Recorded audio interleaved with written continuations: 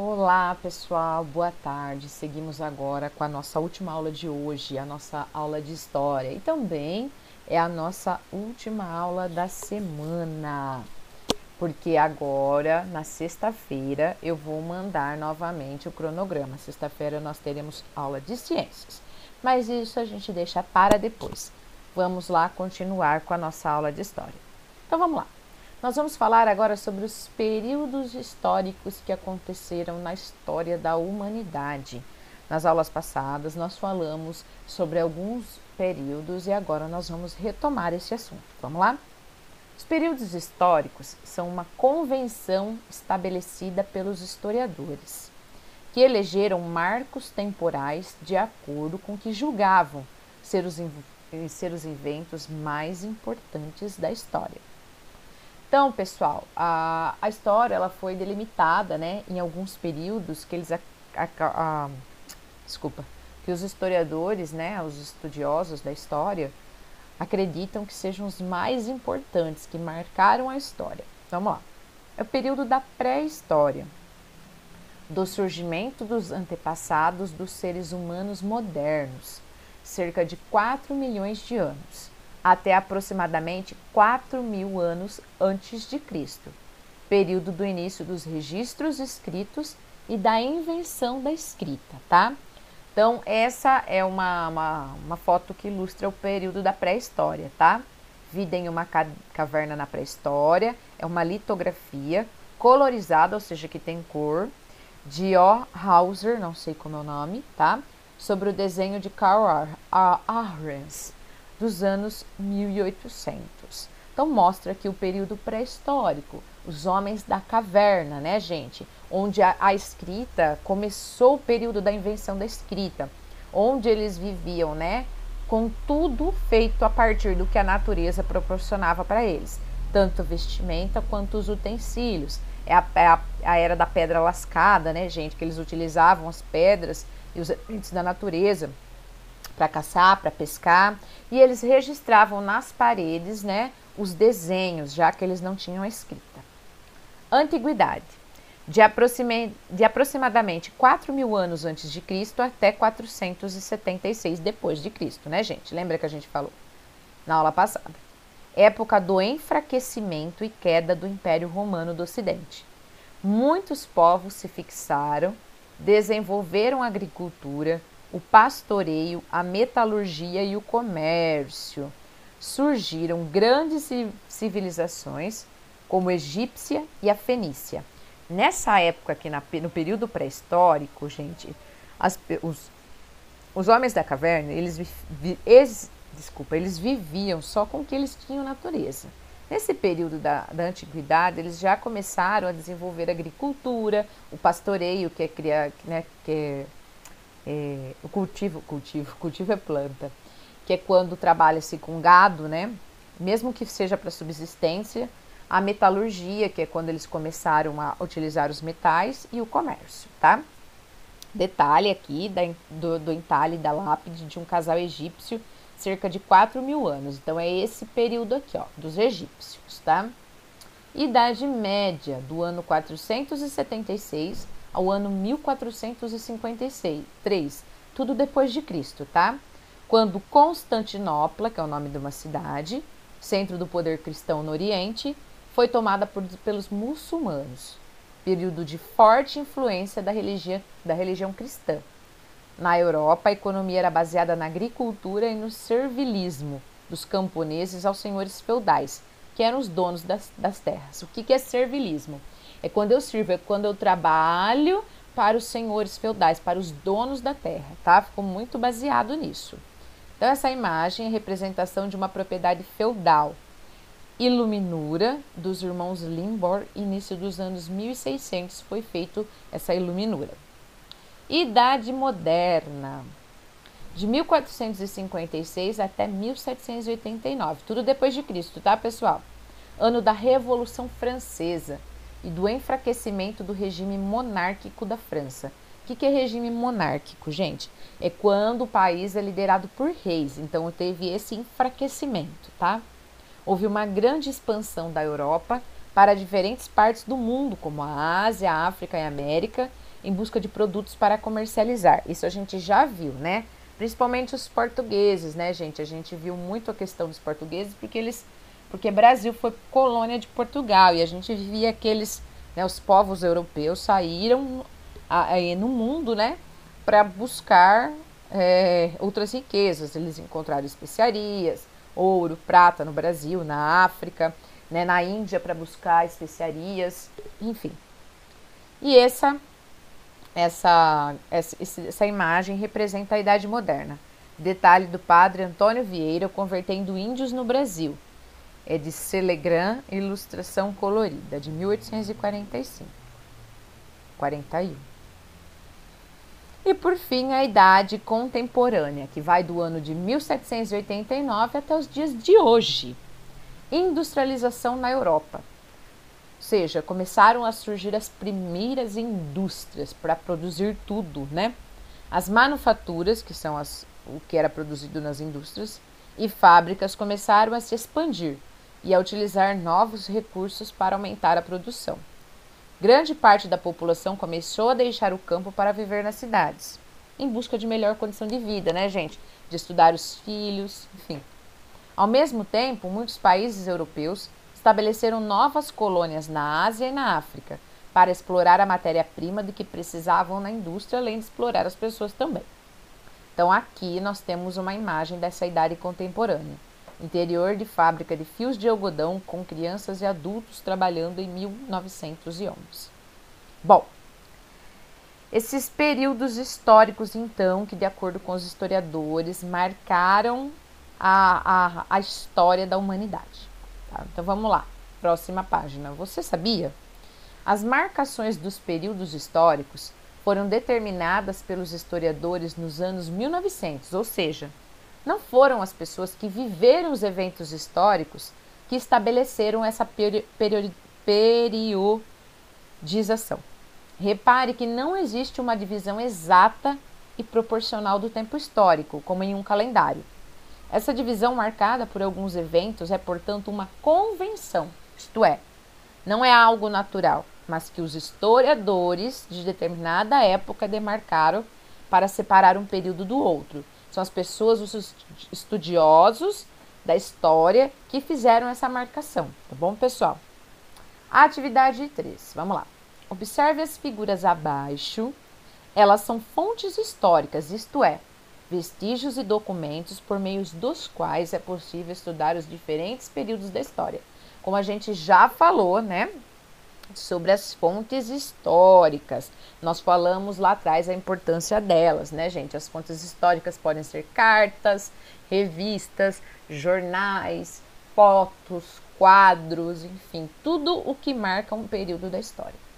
Então vamos lá. Associe as fontes à época histórica que eles representam, ou seja, que nós vimos na página anterior. Pré-história. Vamos analisar essas 5 fotos. Onde será que nós temos a pré-história? Lembra que eu falei para vocês que era o tempo que os homens viviam na caverna, que eles viviam tudo da natureza, que eles pescavam, caçavam, tudo com pedra. Então, é claro que é essa aqui. Número 1. Pontas de lanças de pedra lascada com cerca de 12 mil anos encontrada no Novo México. Então, ó, eles não tinham ferramentas. Eles não tinham nada, então a pesca e a caça eram com as pedras que eles lascavam, deixavam elas pontiagudas para fazer esse trabalho, tá? 2. Antiguidade. Antiguidade é na época dos egípcios, né, gente? Então é óbvio que como que a gente costuma falar com isso? Não é uma tumba, né? É um sarcófago. Réplica de máscara mortuária do faraó egípcio Tutankhamon, que viveu há cerca de 3.300 anos. É o período egípcio. Muito bem. 3º, Idade Média. É aquela idade, vamos voltar lá um pouquinho para Idade Média. No ano de 476 a 1453, centro do poder cristão. A religião teve muita influência nesta época, né? Economia baseada na agricultura e no servilismo. Onde será que é? Vamos ver. Representação do encontro do Cristóvão Colombo? Não é essa parte. Crianças trabalhando em fábricas? Não. Então só pode ser isso. Iluminura representando uma cozinha. Parte de um manuscrito medieval de Giovannino de Grassi do ano de 1400. Ou seja, as pessoas trabalhando para os senhores feudais em suas casas. Próxima. 4. Idade moderna. Claro que a Idade Moderna é essa época do representação do encontro entre Cristóvão Colombo e indígenas americanos, né, gente? De Bonatti. É uma litografia colorida de 1827. E o último, a época moderna. 5. Crianças trabalhando em fábricas de fios de algodão, 1909, representando a idade contemporânea que vai até os dias de hoje. E bom, vamos lá. Próxima. O mundo que queremos. Pré-história do Brasil. Pessoal, antes de falar sobre a pré-história, eu queria falar uma coisinha com vocês. A terra que hoje nós chamamos de Brasil, gente, elas já eram ocupadas por povos indígenas antes, né, deles chegarem aqui, dos portugueses chegarem, ou seja, há milhares de anos.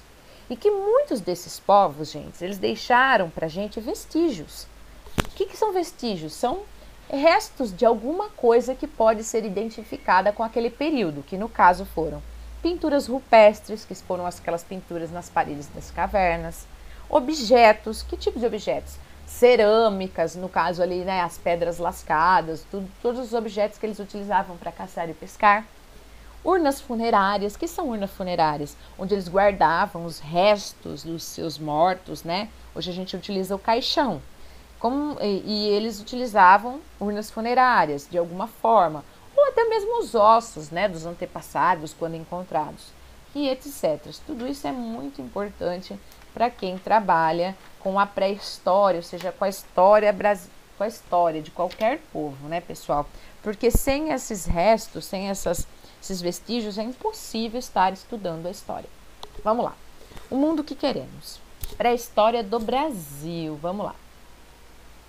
O texto a seguir foi escrito pela arqueóloga Niede Guidon, pesquisadora responsável pela criação do Museu do Homem Americano no Parque Nacional Serra da Capivara, no município de São Raimundo Nonato, no estado do Piauí, onde existem muitas representações de arte rupestre feitas por aqueles que habitaram a região durante a pré-história, lá aquele período antes de Cristo que nós vimos, tá?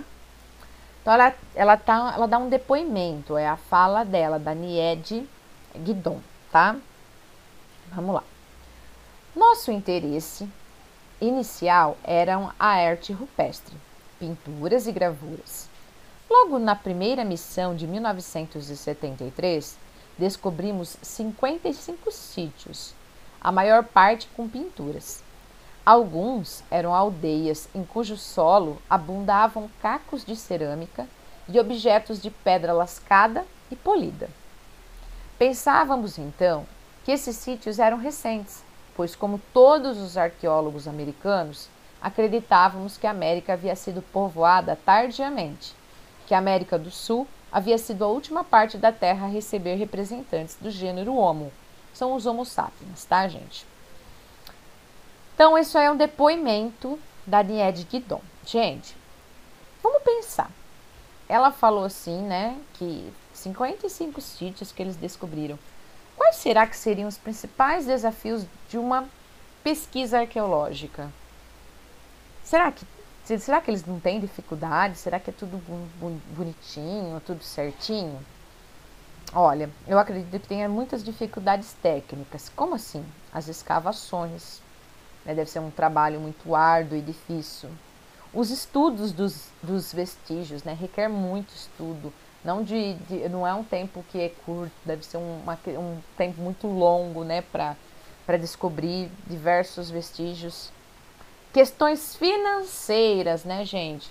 Quem paga o salário desses pesquisadores? Todo o transporte que precisa ser feito, material para conservação desses fósseis, para eles não serem quebrados. E as permissões para desenvolver o trabalho, né, gente? Porque provavelmente toda essa área aqui, ó, desses 55 sítios onde eles descobriram esses vestígios, não é uma área que não tem dono, deve ter donos, aí tem que ter a permissão, se é terra do governo, se a terra é de uma pessoa, ou a terra é de uma pessoa, né, particular. Então quer dizer que tem muitos desafios para fazer esse trabalho de escavação, tá? Então vamos lá.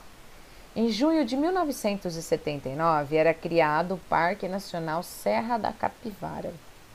Sobre as paredes dos abrigos do Parque Nacional existe uma densa quantidade de pinturas rupestres realizadas durante milênios. As representações animais são muito diversificadas, sendo possível reconhecer espécies inexistentes hoje na região e outras totalmente extintas, como os camelídeos e preguiças gigantes.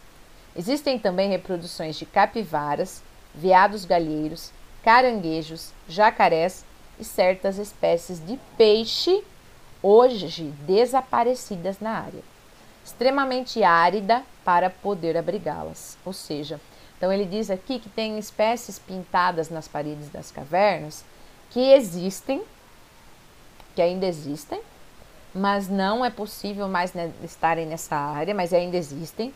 E também existem, né, pessoal, pinturas de animais que nem existem mais, que já entraram em extinção, assim como os dinossauros. Então vamos ler a legenda. Vista de formação rochosa do Parque Nacional Serra da Capivara, estado do Piauí, em 2016. De uma região verde opulenta, habitada por um povo feliz e rico, porque não passava fome e tinha tempo para criar uma civilização que nada deve a similares de todo o mundo.